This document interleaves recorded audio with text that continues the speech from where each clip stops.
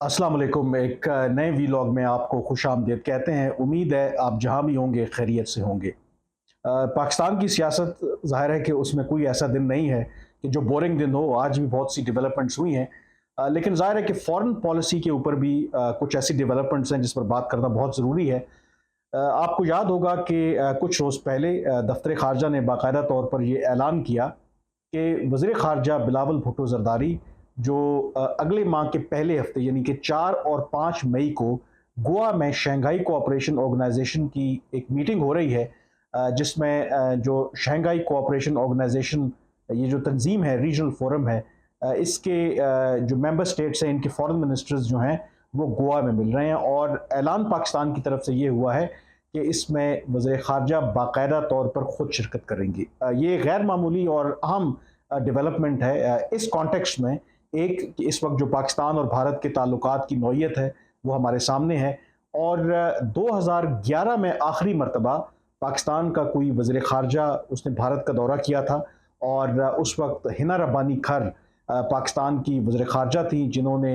New Delhi का दौरा किया था। और वो जो दौरा था और इस दौरे में एक जो फ़र्क है कि वो जो दौरा किया था वो दौरा उन्होंने किया था पाकिस्तान और भारत के दरमियान जो बायलैटरल जो ताल्लुकात हैं, दो तरफ़ा ताल्लुकात हैं, उसको फ़रोग़ देने के लिए। लेकिन जो बिलावल भुट्टो ज़रदारी का दौरा है, ये ख़ालिसतन एक जो रीजनल फ़ोरम है, एससीओ, जिसके मेंबर हैं चीन, रशिया, पाकिस्तान, इंडिया, और इसके अलावा 4 जो हैं सेंट्रल एशियन स्टेट्स हैं। तो बुनियादी तौर पर बिलावल भुट्टो ज़रदारी अगर जा रहे हैं तो वो इस रीजनल फ़ोरम की वजह से जा रहे हैं। लेकिन इवन देन ये बहुत सिग्निफिकेंट डेवलपमेंट है। अगर आप तहरीक इंसाफ को देखें तो जैसे ही ये ऐलान किया गया, और भी बहुत से क्रिटिक्स हैं, उन्होंने तनकीद की है। कई रिटायर्ड डिप्लोमेट्स हैं, उनके ख्याल में ये बिल्कुल भी दुरुस्त फैसला नहीं है। ये कश्मीरियों की पीठ में छुरा घोंपने के बराबर है, और एक ऐसे मौके पर जब मकबूजा कश्मीर के अंदर जो मोदी सरकार है वो जुल्म बर्बरियत कर रही है, और जो भारत के अंदर मुसलमान हैं उनके खिलाफ जो डिस्क्रिमिनेशन हो रही है, तो शायद ये एक अच्छा मौका नहीं था कि पाकिस्तान के वज़ीर ख़ारजा वहाँ पे जाएं।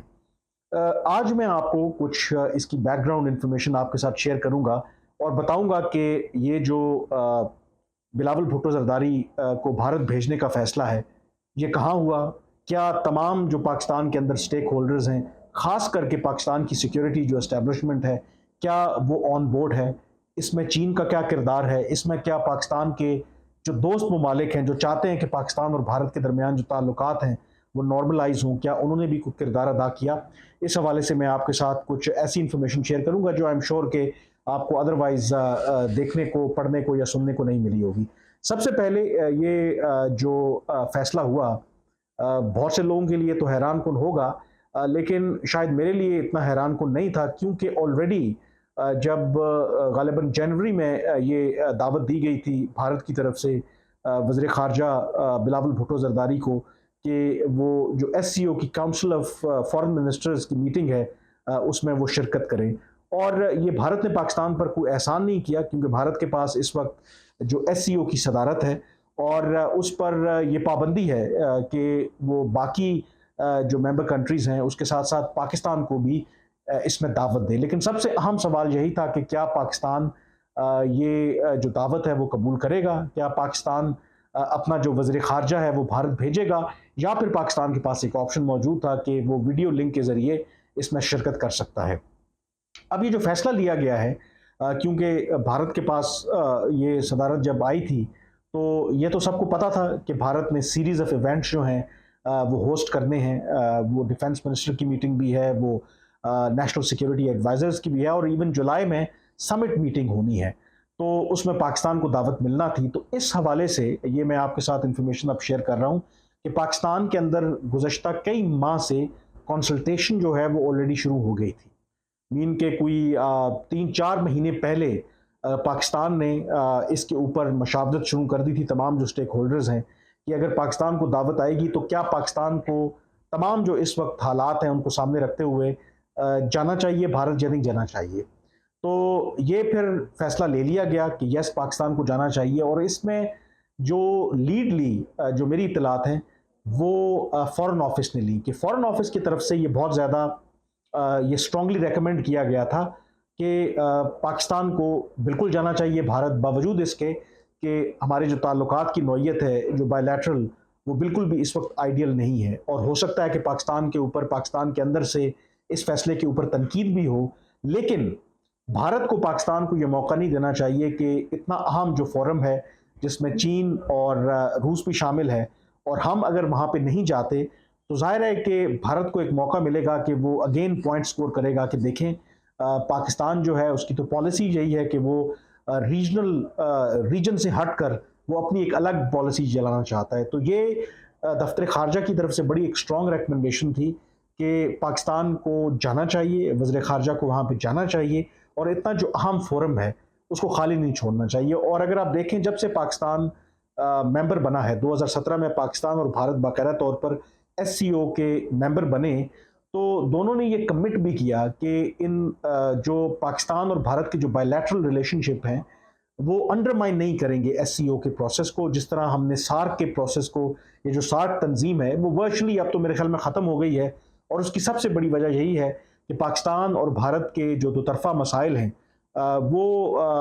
उसकी राह में बहुत बड़ी रुकावट बन गए। लेकिन क्योंकि जो एससीओ है वो सार्क तो नहीं है, इसमें रूस और चाइना शामिल हैं, और इन दोनों ममालिक ने इसी वजह से पाकिस्तान को फुल मेंबर बनाया कि ये जो हमारे दोतरफा मामलात हैं उसकी वजह से इस प्रोसेस को जो है ना हाईजैक नहीं करेंगे। और इसी वजह से पाकिस्तान और भारत जो भी इनकी बायलैटरल लेवल पे ताल्लुकात की नौइयत हो, इससे पहले जितनी भी मीटिंग्स हुई उसमें उन्होंने शिरकत की, वो वज़ीर ख़ारजा की सतह पे हो या हेड्स ऑफ स्टेट्स या हेड्स ऑफ गवर्नमेंट के लेवल पे हो, तो दोनों ममालिक ने इसमें शिरकत की। ना सिर्फ शिरकत की बल्कि जो एससीओ के प्लेटफॉर्म में आपको पता है कि काउंटर टेररिज्म की जो एक्सरसाइजेज हैं वो भी होती रही हैं। और एक मौके के ऊपर गालिबन 2019 की बात है, पाकिस्तान और भारत के जो फौजी हैं उन्होंने बाकायदा तौर पर ना सिर्फ जो मुश्तरका ये एक्सरसाइजेज थी दहशतगर्दी के खिलाफ उनमें शिरकत की, बल्कि जो इनके कल्चरल प्रोग्राम्स हैं उसमें बाकायदा तौर पर इन्होंने शिरकत की। और एक जो वीडियो है वो मैंने आज से बहुत साल पहले शेयर भी की थी ट्विटर के ऊपर, वो बहुत ज़्यादा वायरल भी हुई कि किस तरीके से इवन पाकिस्तानी और जो भारतीय जो फौजी हैं वो एक कल्चरल इवेंट में बाकायदा तौर पर ढोल की थाप पर भंगड़ा डाल रहे हैं। और वो बिल्कुल एक अनयूजुअल मेरे ख्याल में वो सीन था, क्योंकि बॉर्डर के ऊपर तो इनकी आपस में एक बहुत ज़्यादा कशीदगी रहती है, लेकिन एससीओ के प्लेटफॉर्म के ऊपर ये बाकायदा तौर पर पाकिस्तानी और जो भारतीय फौजी हैं वो ढोल की थाप पर भंगड़ा डाल रहे थे, नाच रहे थे, और बिल्कुल भी नहीं लग रहा था कि शायद ये पाकिस्तान और भारत के जो फौजी हैं जो बॉर्डर के ऊपर आए रोज़ इनके दरमियान झड़पें होती रहती हैं। तो ये एक बताने का मकसद ये है कि एससीओ के प्लेटफॉर्म के ऊपर कम अज़ कम दोनों ममालिक ने बावजूद उसके कि उनके जो भी ताल्लुकात की नौइयत की वो भरपूर शिरकत की है। लेकिन इस दफ़ा चेंज ये था कि फोरम तो एससीओ का था, लेकिन जो वेन्यू है वो भारत था। अब पाकिस्तान ने ये फैसला करना था कि क्या सिर्फ इस वजह से हम ना जाएं क्योंकि जो इस दफ़ा होस्ट भारत है और मीटिंग्स भारत के अंदर हो रही हैं, तो फिर ये डिसीजन लिया गया कि नहीं, हमें बिल्कुल जाना चाहिए और ये प्लेटफॉर्म जो है वो ओपन नहीं छोड़ना चाहिए। और इसमें जो सबसे इम्पोर्टेंट बात है कि शायद माजी में आपको पता है कि भारत के मामले को लेकर के पाकिस्तान की जो सिविल और मिलिट्री लीडरशिप है इनके दरमियान अक्सर इख्तलाफ रहा है। माजी में बहुत सी ऐसी मिसालें रही हैं। 2014 में अगर आप देखें जब भारत के वज़ीर आज़म मोदी मुंतखब होकर आए तो उन्होंने जो सार्क के जो रहनुमा हैं उसमें पाकिस्तान भी शामिल था, उनके वज़ीर आज़म को दावत दी कि उनकी ओथ टेकिंग में वो शिरकत करें। उस वक्त वज़ीर आज़म थे नवाज शरीफ, उनको भी दावत दी गई और वो वहाँ पे शरीक हुए। लेकिन मुझे अच्छी तरह से याद है कि जो सिक्योरिटी इस्टेब्लिशमेंट थी उन्होंने मना किया था कि हमें इस माहौल में इस मौके पर वज़ीर आज़म को नहीं जाना चाहिए। लेकिन वज़ीर आज़म नवाज शरीफ ने ओवर रूल किया जो भी GHQ की उस वक्त ऑब्जर्वेशन थी और वो वहाँ पे गए। इस दफ़ा जो है जो मेरी मालूमात हैं कि तमाम जो स्टेक होल्डर्स हैं वो ऑन बोर्ड हैं। जो GHQ है, जो सिक्योरिटी इस्टेब्लिशमेंट है, उन्होंने भी अपना इनपुट दिया है और उनका भी यही कहना है कि पाकिस्तान को बिल्कुल जाना चाहिए और ये प्लेटफॉर्म जो है वो खाली नहीं छोड़ना चाहिए। दूसरा, इसके अंदर जो मेरी मालूमात हैं, चीन ने भी बड़ा अहम किरदार अदा किया है, क्योंकि आपको पता है कि चीन और रूस जो हैं वो फाउंडिंग मेंबर हैं इस एससीओ के। और चीन और रूस अगर आप देखें तो इस वक्त रीजनल और इंटरनेशनल सतह पर आपको एक बहुत क्लोज इत्तेहादी नज़र आते हैं, और वो भी नहीं चाहते कि ये एससीओ का जो इम्पोर्टेंट फोरम है, ये पाकिस्तान और भारत के दरमियान जो ताल्लुकात हैं उसकी वजह से ये कहीं अंडरमाइन हो जाए। तो जो मेरी मालूमात हैं, चीन की भी ये ख्वाहिश थी कि पाकिस्तान जो अपना वज़ीर ख़ारजा है वो गोवा भेजे, वो वीडियो लिंक के ज़रिए नहीं बल्कि बाकायदा तौर पर इसमें शिरकत करे। इनफैक्ट मेरी मालूमात तो ये भी हैं कि कल और परसों जो वज़राए जो डिफेंस मिनिस्टर्स हैं उनकी मीटिंग भी हो रही है दिल्ली में, जो एससीओ के हैं। उसमें पाकिस्तान की तरफ से ख्वाजा आसिफ जो हैं वीडियो लिंक के ज़रिए शिरकत कर रहे हैं, लेकिन जो मेरी मालूमात हैं वो चीन की ख्वाहिश थी कि पाकिस्तान अपना जो वज़ीर दिफा है वो भी वहाँ पे भेजे, लेकिन ज़ाहिर है कि वो फिर पाकिस्तान ने उसमें वर्चुअली शिरकत करने का फ़ैसला किया। लेकिन जहाँ तक वज़ीर ख़ारजा की बात है, तो इस वजह से चीन ने भी पाकिस्तान को इनकरेज किया कि आप वहाँ पे जाएं और बाकायदा तौर पर उसमें शिरकत करें इन पर्सन। तो इसलिए ये फ़ैसला लिया गया। अब एक और जो आपको पता है कि अब ये विज़िट होगा तो एक बहुत ज़्यादा हाइप क्रिएट होगी। शायद इससे पहले ये मैं आपके साथ मालूमात भी शेयर कर लूँ कि गोवा में क्योंकि हो रहा है, तो पहले बहुत से जो इवन मीडिया है, इवन भारतीय मीडिया है, जब तक ये पता नहीं था कि क्या वज़ीर ख़ारजा बिलावल आएंगे या नहीं आएंगे, बहुत ज़्यादा उनको दिलचस्पी नहीं थी। और जो भारतीय हुकाम हैं उन्होंने भी कहा कि जो मीडिया है वहाँ का, उनको एक लिहाज से इतना इनकरेज नहीं किया। उन्होंने कहा जी कि आपको इतना ज़्यादा एक्सेस नहीं मिलेगा, तो बेहतर है कि आप वहाँ पे ना जाएं। लेकिन जैसे ही पाकिस्तान की तरफ से ये ऐलान हुआ कि बिलावल भुट्टो जरदारी शिरकत करेंगे, तो तकरीबन तमाम जो भारतीय मीडिया है वो वहाँ पे जा रहा है, और वो बहुत ज़्यादा ईगरनेस है वहाँ पे। तो इसका मतलब है कि ये जो विज़िट होने वाला है वज़ीर ख़ारजा का, तो ये ओवरशैडो डेफिनेटली करेगा कि एससीओ की जो भी मीटिंग हो रही है। तो इस लिहाज से I think it will be a success for Pakistan. कोई उसका सब्सटेंटिव इम्पैक्ट हो ना या ना हो वो एक अलग बात है, बट एटलीस्ट पाकिस्तान भारत का जो रिलेशनशिप है that again will be in the spotlight. जो मेरी मालूमात है वो भारत इस तरह से हरगिज़ नहीं चाहता, वो पाकिस्तान को अब किसी और लेंस से देखता है। वो चाहता है कि पाकिस्तान और भारत के जो ताल्लुकात हैं वो कम अज़ कम किसी भी इंटरनेशनल या रीजनल फोरम के ऊपर इस तरीके से हाईलाइट ना हो। लेकिन क्योंकि तकरीबन 12 साल के बाद पाकिस्तान का कोई वज़ीर ख़ारजा भारत जा रहा है, और एक ऐसे पस मंज़र में जा रहा है जब दोनों मुल्कों के दरमियान कोई इंगेजमेंट नहीं है, तो नेचुरली वो एक इंटरनेशनल ख़बर भी बनेगी, मीडिया का उसके ऊपर फोकस भी होगा, जो भारत यकीनी तौर पर नहीं चाहता। तो एक तो मेरे ख्याल में ये इसके अंदर इम्पोर्टेंट एस्पेक्ट। और इसी वजह से अगर आप देखें कि जब भी इस तरह का जब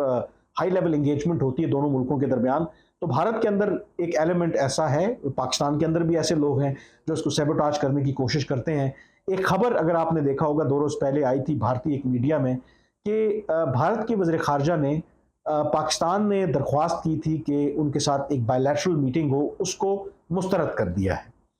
अब उसके हवाले से पाकिस्तान की तरफ से तो कोई रद्द-ए-अमल नहीं आया, क्योंकि ज़ाहिर है कि ये भारतीय मीडिया ने ज़राए से ये खबर दी थी। जो मेरी मालूमात हैं, एक तो पहली बात कि पाकिस्तान ने इस तरह की कोई रिक्वेस्ट की नहीं है भारतीय हुकाम से कि वो बिलावल भुट्टो की मुलाकात चाहते हैं जयशंकर से, और इसलिए आई थिंक पाकिस्तान की तरफ से बाकायदा तौर पर कोई इसमें रद्द-ए-अमल नहीं दिया गया। दूसरा जो मेरी मालूमात हैं, जो ज़राए ने मुझे बताया कि पाकिस्तान नहीं चाहता कि अगर वज़ीर ख़ारजा इवन ये रीजनल एक फोरम के लिए जा रहे हैं कि उससे पहले किसी भी तरह के अगर जो इन्वायरमेंट है वो बहुत पॉजिटिव और मुस्बत ना भी हो, लेकिन उसको ख़राब करना नहीं चाहते। वो थोड़ा सा इंतज़ार करना चाहते हैं, वहाँ पे बिलावल जाएंगे, हालात को देखेंगे और उसके बाद जो भी अपनी असेसमेंट देना चाहते हैं। तो पाकिस्तान की ये ख्वाहिश है कि बिलावल भुट्टो के इस दौरे से पहले कोई भी इस तरह का मीडिया के अंदर कोई इस तरह का हाइप क्रिएट ना हो, कोई इस तरह की बात ना हो जिससे एवं ही अननेसेसरली जो एक नेगेटिविटी फैले। इसी वजह से पाकिस्तान की तरफ से कोई रद्द अमल नहीं आया। दूसरा, इस बात का बिल्कुल क्योंकि इम्कान मौजूद है, वज़ीर ख़ारजा जो भारत के हैं जयशंकर, क्योंकि वो मेज़बान हैं और आम तौर पर रिवायत यही है कि जो मेज़बान होता है वो तमाम जो उसके मेहमान वज़ीर ख़ारजा हैं उनके साथ अगर बाकायदा तौर पर कोई डिटेल मीटिंग ना भी हो तो एक कर्टेसी कॉल तो ज़रूर होती है, एक हैंड शेक तो ज़रूर होता है। तो क्या गोवा में जब ये जाएंगे हमारे वज़ीर ख़ारजा बिलावल भुट्टो ज़रदारी, तो क्या कोई हैंडशेक होगा, क्या इस तरह की कोई बात होगी, क्या कर्टसी कॉल होगी, ये तमाम जो मामलात हैं शायद ये तय होना बाकी हैं। लेकिन एक बात तय है कि पाकिस्तान के जो तमाम स्टेक होल्डर्स हैं वो ऑन बोर्ड हैं और उनका ख्याल है कि शायद पाकिस्तान को थोड़ा सा जो भारत को ये मौका नहीं देना चाहिए, क्योंकि ये रीजनल फोरम है, कोई बायलैटरल एंगेजमेंट नहीं है। और दूसरा वो ये भी कह रहे हैं कि इससे पाकिस्तान का जो कश्मीर का जो मौक़िफ़ है उसमें कोई तब्दीली नहीं आने वाली। तीसरी एक बात कि जब भी पाकिस्तान की तरफ से कोई भी जो हाई रैंकिंग ऑफिशियल जाता है तो वहाँ पे जो ऑल पार्टीज हुर्रियत कॉन्फ्रेंस के लोग हैं उनसे ज़रूर उनकी मुलाकात होती है। जो मैंने जानने की कोशिश की कि क्या इस दफ़ा बिलावल उनसे मुलाकात करेंगे, उन्होंने कहा कि एक तो ये जो विज़िट है ये दिल्ली नहीं जा रहे, ये जा रहे हैं गोवा। दूसरा, जो ऑल पार्टीज हुर्रियत कॉन्फ्रेंस के जितने भी इस वक्त सरकर्दा रहनुमा हैं वो नज़रबंद हैं या वो गिरफ्तार हैं, और जो लोग इवन गिरफ्तार नहीं भी हैं, क्या वो पाकिस्तान की तो ख्वाहिश है कि क्योंकि जो विज़िट है बिलावल भुट्टो जरदारी का वो दिल्ली का तो है नहीं, वो तो है गोवा का। तो क्या अगर ऐसा मुमकिन हो कि अगर वो जो कश्मीरी लीडर्स हैं वो वहाँ पे गोवा में आ जाएं तो डेफिनेटली पाकिस्तान उनसे जो बिलावल भुट्टो जरदारी उनसे मिलना चाहेंगे। लेकिन वो कहते हैं कि ये क्या भारतीय हुकाम जो है उनको इजाज़त देंगे? अगर दिल्ली में तो होते तो शायद जो भी हालात होते वो वहाँ पर तो उनको फ़्लाइट लेके तो नहीं आना था, वहाँ भी मुलाकात हो सकती थी। तो ये भी एक बहुत बड़ी वजह है कि कोई डिपार्चर नहीं है पाकिस्तान का, जो उसकी एक पॉलिसी रही है। लेकिन मौजूदा हालात में शायद लॉजिस्टिकली ये पॉसिबल है ही नहीं कि पाकिस्तान अगर जो बिलावल भुट्टो जरदारी है जो कश्मीरी हुकाम से वहाँ पे मिलना चाहें भी तो उनसे कोई उनकी मुलाकात हो। तो ये भी एक इम्पॉर्टेंट आई थिंक इसके अंदर फैक्टर था। लेकिन ओवरऑल आई थिंक जो पाकिस्तान के फैसला साज हैं वो ये समझते हैं कि ये एक बेहतर फैसला है। डोमेस्टिकली रिएक्शन बेशक आएगा, एंड आई ऑल्सो बिलीव कि पाकिस्तान को इतना जो अहम फोरम है, जो SCO के अंदर हमने बड़ा इन्वेस्ट किया है, ये एक इम्पॉर्टेंट सार्क के मुकाबले में ये एक बहुत अहम फोरम है, क्योंकि इसमें रूस, चीन जैसे मुल्क शामिल हैं। तो हमें इतना जो अहम प्लेटफॉर्म है वो छोड़ना नहीं चाहिए, सिर्फ इस वजह से कि ये जो मीटिंग्स हैं वो भारत के अंदर हो रही हैं। और आपको पता है कि इसकी जो प्रेसिडेंसी है ये रोटेट करती है। आज अगर भारत के पास है तो आइंदा आने वाले बरसों में इसकी जो सदारत है वो पाकिस्तान के पास भी आएगी, और पाकिस्तान ने भी इस तरह की जो मीटिंग्स है उसकी मेज़बानी करनी है। तो आज अगर पाकिस्तान वहाँ पे जा रहा है तो कल भारत के लिए मुश्किल होगा कि जब पाकिस्तान के पास उसकी मेज़बानी आएगी, जब पाकिस्तान दावत देगा भारतीय हुकाम को कि वो SCO के इजलासों में शिरकत करें, तो वो फिर इनकार नहीं कर पाएगा। अगर इनकार करेगा तो ज़ाहिर है कि वो पाकिस्तान के लिए एक आई थिंक एक डिप्लोमेटिक फतह होगी, और भारत के लिए एक मुश्किल वो फैसला होगा। तो ये वो तमाम वजूहात थी जिसकी बिना पर पाकिस्तान ने ये फैसला किया कि बिल्कुल बिलावल भुट्टो जरदारी को जाना चाहिए गोवा, और इसमें जो तमाम पाकिस्तान के स्टेक होल्डर्स हैं वो ऑन बोर्ड हैं। अब वो जाएंगे वहाँ पे, बहुत मीडिया हाइप होगा,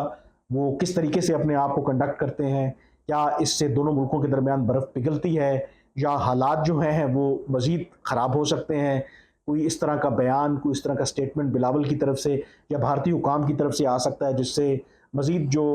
सिचुएशन है वो ख़राब भी हो सकती है। लेकिन पाकिस्तानी हुकाम का, पाकिस्तानी फैसला साजों का ये मानना है कि ये वर्थ रिस्क टेकिंग डिसीजन है, और पाकिस्तान को जाना चाहिए और वज़ीर ख़ारजा को वहाँ पे जाना चाहिए। और अगर ये विज़िट जो है सक्सेसफुली एग्जीक्यूट हो जाता है तो ये ऐन मुमकिन है कि अगर शहबाज शरीफ उस वक्त तक वज़ीर-ए-आज़म रहते हैं, पाकिस्तान में कबल अज़ वक्त इंतखाबात नहीं होते, तो जुलाई में समिट मीटिंग हो रही है दिल्ली में, तो फिर ये मुमकिन है कि शहबाज शरीफ जो हैं वो भी फिर भारत जाएंगे। आज के वीलॉग से इतना ही, मुझे इजाज़त दीजिए। अल्लाह हाफ़िज़।